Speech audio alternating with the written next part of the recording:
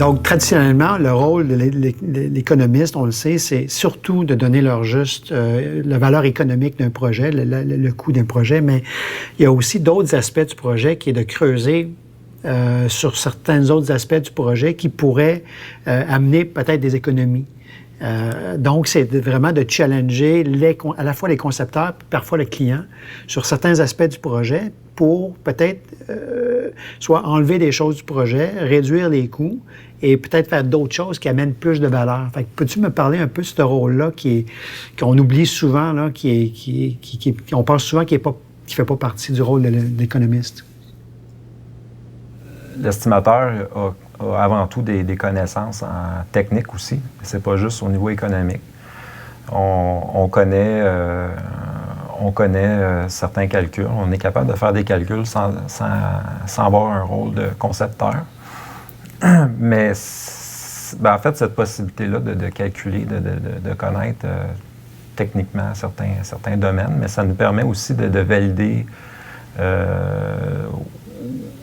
ou juste de bien comprendre un concept qui est proposé par des firmes de génie conseil, par exemple. Puis de poser les bonnes questions. Fait que c'est un rôle un peu comme d'investigateur qui nous permet de valider si le concept se tient. On ne remet pas en doute le concept, mais on pose des bonnes questions à ce moment-là. Par exemple, il y avait un projet récent d'un réservoir où que le chargé de projet de notre client nous dit j'ai fait un projet similaire l'année passée, puis il a coûté 1,5 million. Alors, là, OK, c'est une valeur économique, 1,5 million, mais il n'était pas en mesure de trouver la provenance de son 1,5 million. Il n'y avait pas de base suffisante pour ça. Puis ce qu'il nous demandait à ce moment-là, c'est de donner un service en estimation pour un nouveau réservoir. Parce que selon lui, le nouveau réservoir coûterait moins qu'1,5 million.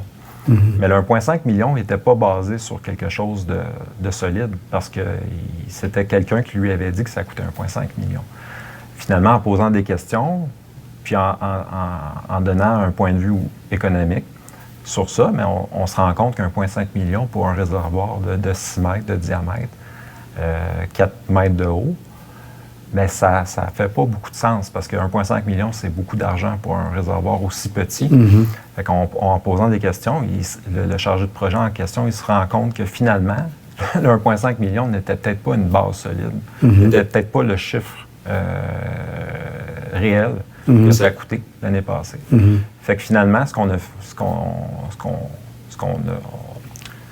notre rôle là-dedans, c'est de lui donner des conseils puis de lui dire finalement, c'est peut-être pas une bonne idée de remplacer le réservoir par un neuf. Parce que peut-être finalement, ça va te coûter plus cher que qu'est-ce que ça a réellement coûté pour l'autre réservoir qui était seulement réparé.